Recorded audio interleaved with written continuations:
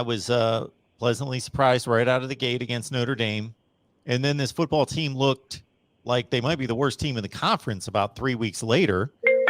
And then they bounced back, not necessarily against the best competition in the world, but won the 3 consecutive games. The 2 really mattered, Syracuse and North Carolina. UMass, everybody beats them.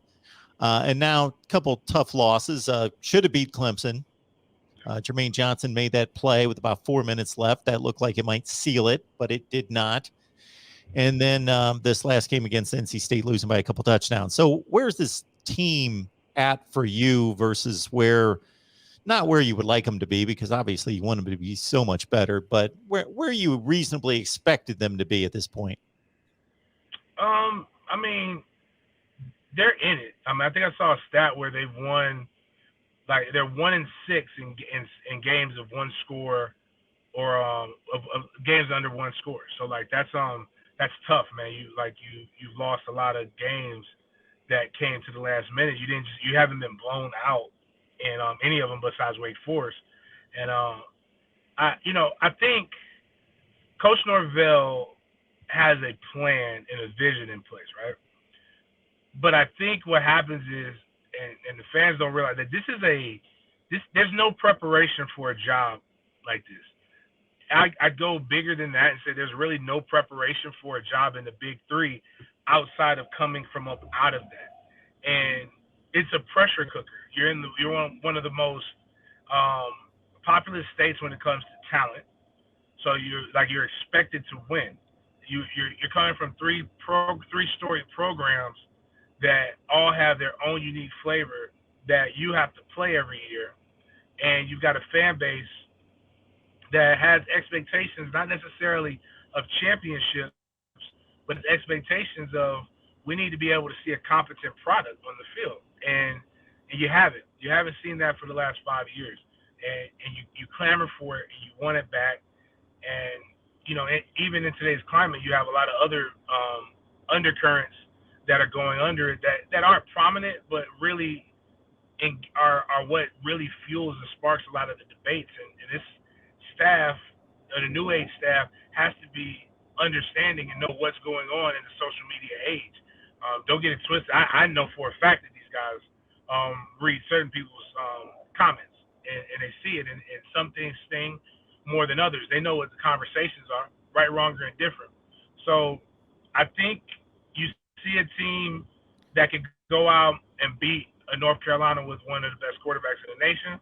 Then you see a team that can go lose to Jacksonville State and just not make a play. And that's the part that's disheartening. All it came down to was one person needing to make a play, and they just couldn't do it. Clemson couldn't make a play. Notre Dame, one person couldn't make a play. Jacksonville State guy couldn't make a play. So on and so on. The list goes on and on. And you see guys there, but it's just, if I was coach, I would take clips of all the wins, our bet, not even all the wins, because Notre Dame needs to be in there too, and so is Clemson. I would take my best first quarter from this game, my best second quarter from this game, my best third quarter, my best fourth quarter where you finish, which probably is Syracuse, and show like, hey, this is what we look like when we play 4 quarters. We're capable of playing 4 quarters. We've shown we can play 4 quarters singularly, but can we play 4 quarters consecutively? And that's how you're going to beat Miami. That's how you'll beat Boston College, and that's how you'll beat Florida at the end of the season. But that comes from a leadership and a 1-2 that I'm not sure that this year's iteration of Florida State football has. So, James, you bring up the term a lot, alpha dog. So when you say that, what comes to mind for me, and you can steer me on the right path if I'm missing this, like just guys that are relentless, determined, refuse to have somebody stand across the line of scrimmage that they think are better than them, tougher than them, and they just will fight through the whistle, through the echo of the whistle, do anything, everything to win a game. Mm-hmm. Are you seeing those guys? I see a couple. But and what I'm looking for is different than just what other people look for. It's I see a couple, but I also see that it's still lacking consistency. Like they are alpha dog. They're the alpha male on this team because it lacks others. Like they wouldn't be the alpha male on other Florida State teams, but they would be a considerable piece. When I see Jermaine Johnson, I think I said his name right. The young man, number 11 from Georgia, phenomenal talent. I see him make big plays. I see him be dominant, but I see him get lost in some games as well. Lost in some moments. He's not always doing it, but that's just also not him. Kier Thomas is another young man. Fabian Lovett, some guys on defense. I'm starting to see it out of Kalen DeLoach. Amari Gaynor once they moved him back to a more natural position. I mean, these are guys that have those aspects in them, but don't have it. It's not all the way there yet. They're not the guy that I'm gonna look to and say that, hey, I gotta be able to, I gotta play to my level because I don't want to disappoint this guy, or I know I'm gonna have to see this guy in practice. We don't have it at all on the offensive line. I'd say Joshua Corbin and Trayshawn Ward are close to it. Those are two really good running backs. But we don't have it in the wide receiver room. And we don't have it like it was. I've told people all summer, all spring, that Mackenzie Milton is a great story. If they were making a Hallmark movie about a football player overcoming odds and doing stuff, like this would be the perfect story. The problem is this ain't Hallmark. This is Florida State football, and you either can or you can't. There's no disrespect to you. There's no, not trying to be mean. It's just you can't. But I think if that's what we thought he was going to be on offense. That's what you read about. But I think that also goes in the problem with a bunch of people who've never been in the locker room that are talking about things and the expectations. They're listening to what expectations. The players are thinking about that, but once you see a guy take some snaps and you see he ain't that, then that's just what it is. That's not being mean. You're just not it. And that happens from time to time.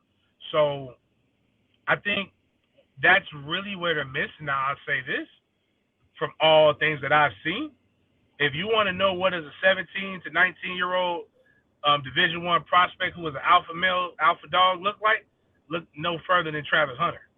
Like, Travis Hunter is an impressive physical young man that everywhere he goes, all attention and all eyes come on him, and he's never shrunk to the moment. Like, he's gonna come. You can recruit like that. That's how fast it can turn around. You can bring in a Travis Hunter, and now your secondary and your defense looks exponentially different. You can bring in. I just use this guy as an example. We don't have that, but you can bring in a Peter Ward. Congratulations to my boy being with the ACC honors too. But you bring in a Peter Ward, who's an alpha male, alpha dog. He comes in, completely transforms, because he's the guy that says, "Hey, when it's we're going for it on fourth down, coach. It's 4th and 4. The whole world's screaming, you stupid for doing it. I'm gonna make you look good, coach. Don't worry about it. Don't worry. Who's this DB across from me? Watch me get this first down, coach. I'm so confident in it. I'm so confident that I'm gonna get the 4, that I'm gonna get you 6, and I might get 6 off of that. So you can look at the game, and there's nobody that feels that. Like, to brag on myself, when I played, and this game, this rivalry coming up, I've made a couple key runs in these rivalries, scored a couple touchdowns in this bad boy. But when I played 3rd and short, 3rd and 1, there wasn't a question of who was getting the ball. Like, everybody in the nation knew who was getting the ball, whether it be on the goal line or whether it be in short yardage. And I'm still considered. I think I never had my shoulder pads turned sideways. I'm the only person. I think I'm the only back over a certain amount of carries that they said had never been tackled for a loss. I think Miami, they have me documented, but I got to a lot of scrimmage when they adjusted it. But that's what it is. I'm not complaining, not worrying about what the damn play call is. You just really go out there and execute it, because I think I've said this on this show. Every offensive play is designed to score, and every defensive play is designed to stop the offense from scoring. The difference is which 11 are going to be hell-bent on being dominant, or who is going to dominate their one-on-one possession, their one-on-one matchup so bad that it doesn't matter what was called.